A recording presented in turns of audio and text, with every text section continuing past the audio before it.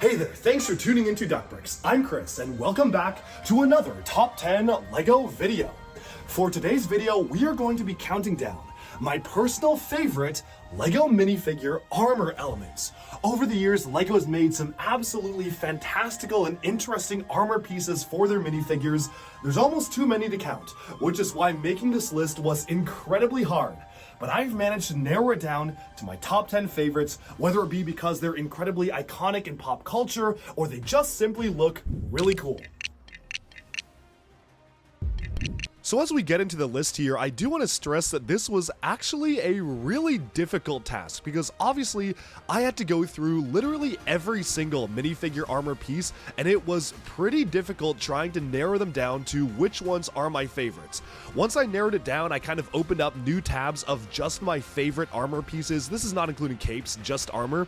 I then had to figure out how many did I actually select as my quote-unquote favorites, and well, as it turns out, I made a list of literally 25 armor pieces. So I then had to go through the very difficult process of trying to figure out which ones were truly the best of the best. In my opinion, which ones are my favorites. I'm literally seeing another one right now, so it was and still is a very hard process. But of course, for every single armor piece included on this list, there are dozens and dozens that I wanted to include, but I just wasn't able to. So of course, again, I want to hear from you in the comments. What would you have included on this list? Do you think that I really just should have included something but didn't? And you know what? Let's just jump in now to number 10. I actually kind of want to cheat here and start off with an honorable mention. This is a video on the top 10 best minifigure armors, not necessarily the top 10 best pieces that go around a minifigure neck, but if I could include it, I absolutely would. This is officially titled Minifigure Wings Bird Extended, with tan feathers, red curved line, and gold geometric pattern. Basically, this was a set of feather elements introduced for LEGO Pharaoh's Quest in 2011, and it was used on the Flying Mummies in set number 7307 Flying Mummy Attack, 7327 Scorpion Pyramid, as well as a Skeleton Mummy Battle Pack Blister. This is one of the coolest LEGO plastic molded wing elements that, in my opinion, we have ever gotten. And a lot of it is because of that really unique and intricate Egyptian printing pattern. It definitely is one of my favorite LEGO pieces to see on display, and while it has been recolored in a ton of other colors, specifically in lime for Vulture's Trucker Robbery 76147 in 2020, regular green in 76059 Spider-Man Doc Ock's Tentacle Trap in 2016, transparent red in 2014 and 17 for Falcon and Super Adaptoid, and pearl gold for Wonder Woman vs. Cheetah in 2020, I definitely feel like the unprinted versions of the wing sets are not quite as interesting as the actual printed version, which I absolutely love. I think it is so cool how they used it for Pharaoh's Quest, and again, while it's not an armor piece, I still felt like mentioning it on the list. But now let's officially get into the actual armor pieces here, and we're actually going to start off with a licensed pick. This is minifigure armor shoulder pads with neck protection and silver and red pattern. It came in only one set in 2012, set number 9500, the Sith Fury class Interceptor, which of course was the armor piece for Darth Malgus. While this is a very unique and specialized armor element that really can't be used outside of its main source material, I just feel like this is one of the coolest pieces of armor that we've ever gotten for a LEGO minifigure. Molded in gunmetal gray and painted in black and silver and red, it's definitely one of the most intricate armor pieces we ever have received, and on Bricklink the price reflects that. It is around $10 to $15 for just this armor piece, making it not only one of the best in my opinion, but also one of the most expensive for a single LEGO piece. However, I will say it is number 10 on the list because the usages outside of its intended use as Darth Malgus' armor are fairly limited, and while I think it is a really cool piece, there are definitely others that are a lot more useful coming up next on the list. And so, let's move on to number 9. Now at number 9, we actually have a LEGO Nexo Knights element. This is a dual molded piece, and it is the minifigure armor breastplate with pentagonal cutout on front and 2 studs on back, angular shoulders with molded trans neon orange ridges pattern. Now this actually comes in a number of different sets, it's almost too many to name. In fact, in the standard color scheme of silver and transneon orange, it comes in 11 different sets, all across LEGO Nexo in 2017, as well as a specialized exclusive dark blue recolor for an exclusive Armor Pod polybag, which we also got in 2017. Now, this was actually molded in a number of different colors. In 2019, it was the armor for an Overwatch character on Watchpoint Gibraltar, which was a really interesting one for Farah, in transparent blue as well as regular blue, which is one of the most striking versions of the armor we got. And of course, in 2017, we also got a special transparent light blue ridges with this kind of slightly sand blue color used for stone clay in the 2017 Stone Colossus of Ultimate Destruction. Now, I really like this armor piece because it feels suitably high-tech to me, with the dual molding really showcasing the potential of what LEGO could do with dual molded armor pieces.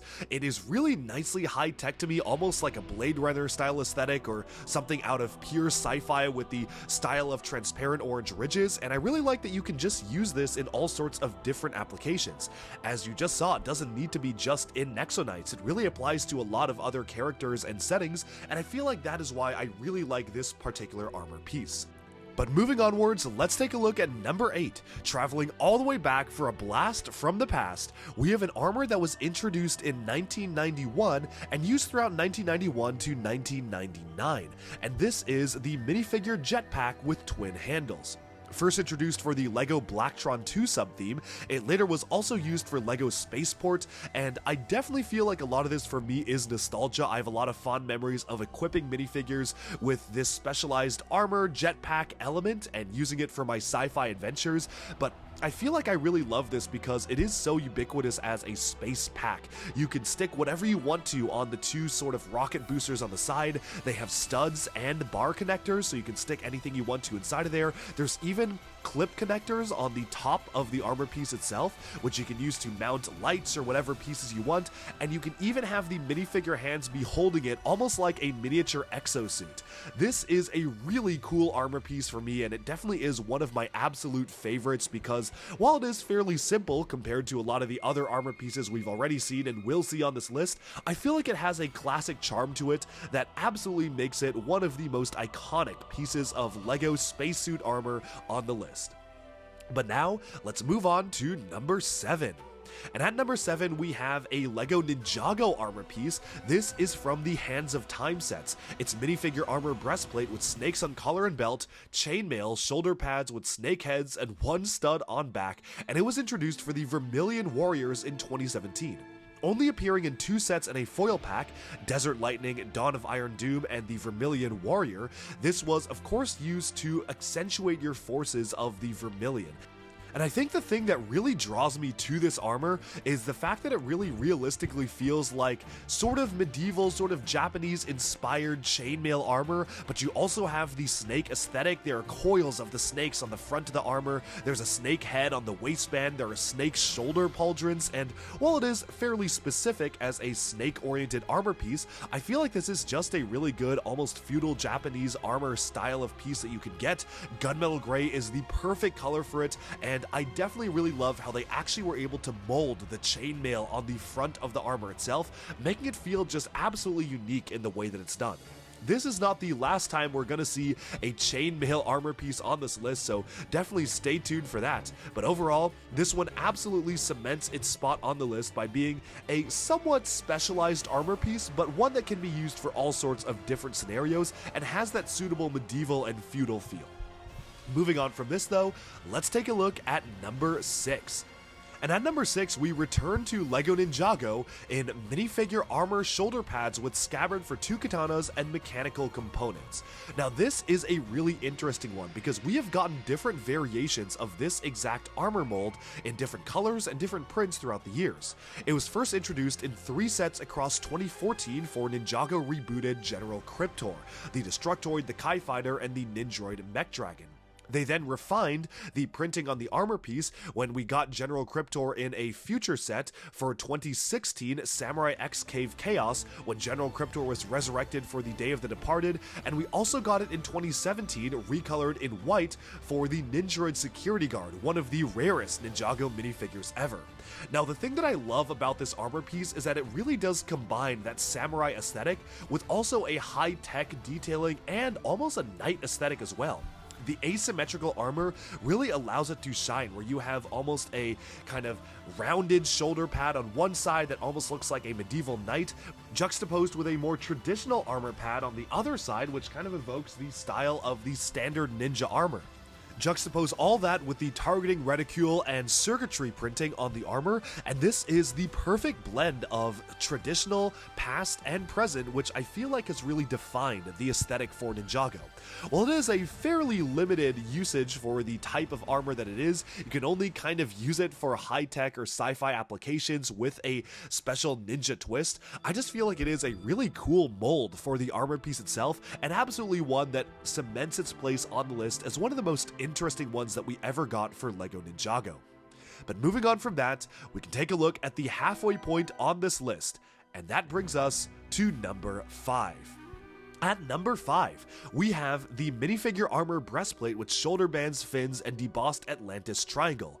From the name, this originates from LEGO Atlantis. First introduced in set number 8078, the Portal of Atlantis, as part of the Portal Guard, it later was introduced in 2011 across a couple of other Atlantis sets, the Deep Sea Raider and the City of Atlantis. And I think the most interesting thing to me about the piece, other than the really nice shaping, almost looking like gills with the Atlantis triangle in the center being molded in, is the color scheme. Speckle Black Gold is a pretty rare color scheme to get for a minifigure armor component, and this looks so cool in the way they were able to pull it off. They actually were able to pair it with a Speckle Black Gold helmet, which was also a really nice touch, which back in 2010, this was actually when they were starting to phase out this style of coloration, so I'm really happy with how they were able to bring it into this particular piece of armor. It feels rusted and pitted, and it feels like it is something that has sat underwater for centuries, only to be unearthed now.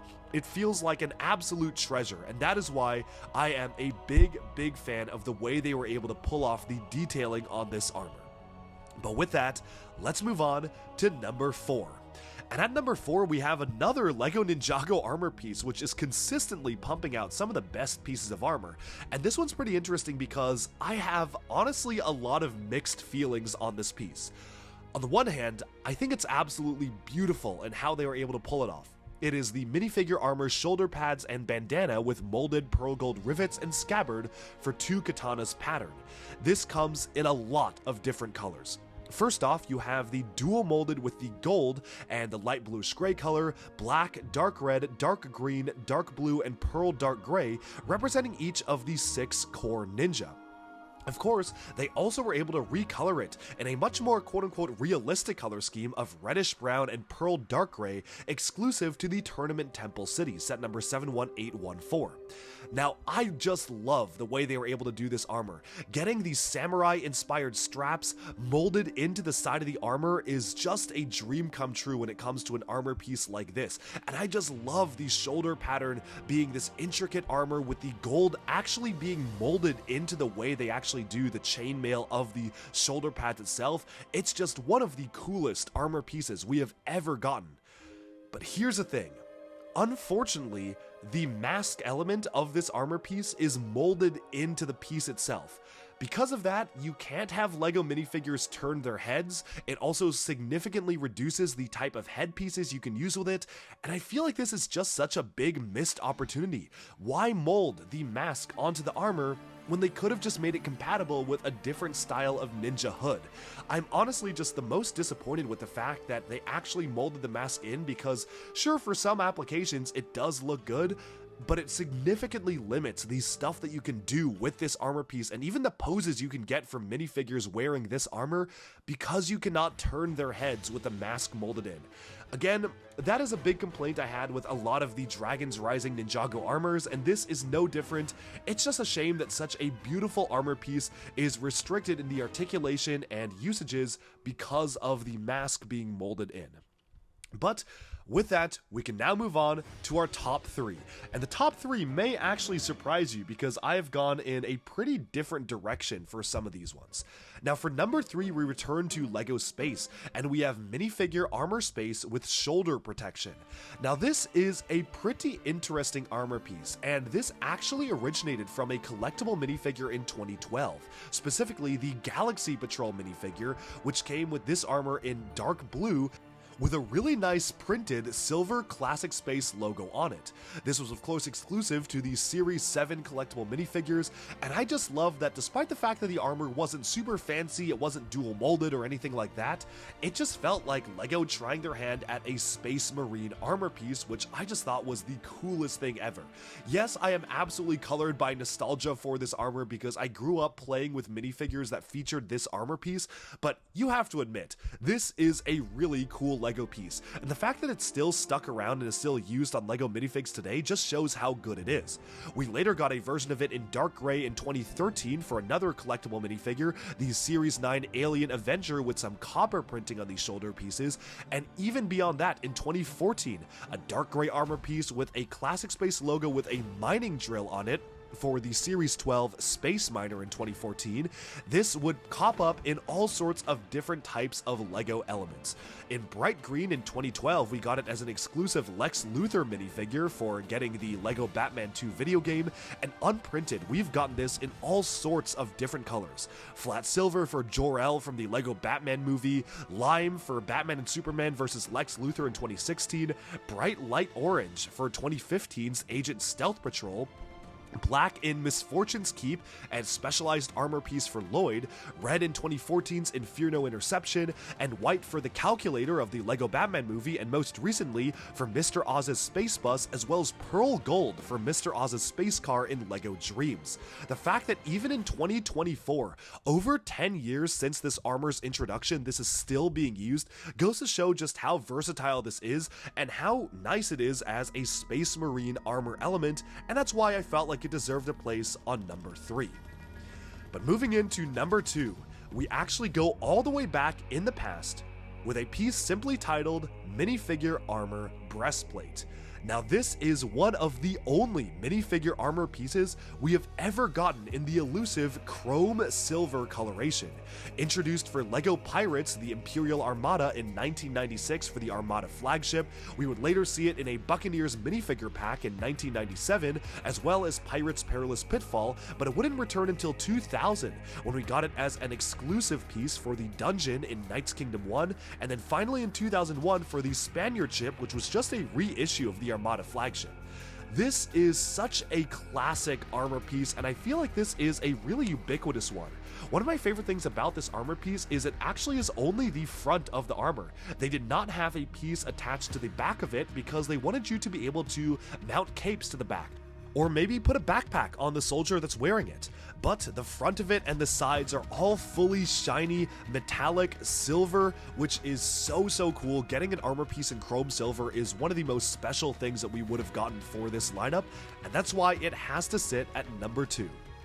But coming in at number 1, we return to the world of LEGO Ninjago, and this may be a bit of a controversial choice, but I'm gonna stick by it because I think this is one of the coolest Ninjago armor pieces we've ever gotten, and that is Minifigure Armor Breastplate with shoulder pads with molded trans light blue crystals pattern. Now this is so cool for me because you've taken the traditional samurai armor, which is again one of the reasons why I really loved entry number 4 on the list, but you've given it a really unique aesthetic to actually have crystals growing out of the side. This comes in 3 different dual molded colors: pearl dark gray for General Vex, dark red for the standard Blizzard Samurai, and white for the Ice Emperor. And I can't decide which of these colors I like the best. The Ice Emperor is one of my favorite all-time minifigures, not just Ninjago figures, but all-time minifigures, sporting all sorts of dual molded components, and I just love how this blends the traditional and the historical with the fantastical elements. Having ice crystals growing out of the side of the armor is so cool, and I love how you can actually reverse the armor piece to be used in all sorts of different configurations. One if you want the crystals to be more prominent, and another if you want the armor piece to be more prominent and just the crystals on the shoulder. Now, this came in a ton of sets, 3 sets in pearl dark gray. as well as 3 sets in dark red plus a foil pack, and then only 1 set for white for the Ice Emperor plus a foil pack the next year as well. To be completely honest, I kinda have mixed feelings about this armor because as much as I love it, I kinda wish there was a version of this armor without the crystals, because I feel like that would easily be my favorite armor piece ever if they just made this exact armor, removed the crystals, and then colored it to like gunmetal gray and pearl gold. I feel like that would be a really cool color combination, and you could use this for all sorts of different samurai armies, but you know what? We'll see if LEGO has anything like that in store for the future, but as it is, I just love the aesthetic of it, how unique it is as an armor piece, and it easily cements itself as my personal top #1 favorite LEGO armor piece ever made. Alright, and with that we have summed up our look at my top 10 favorite LEGO minifigure armor elements. Let me know, of course, in the comments, because there are definitely going to be so many. Which ones do you think I missed? Which ones do you think I snubbed and should have been on the list? But of course, this is just my opinion, and it was very, very hard coming up with just 10 favorites. So I'd love to hear your list down in the comments below. That's all for this video. Be sure to like and subscribe for even more LEGO news, reviews, discussion, and analyses coming your way very soon, and bye for now.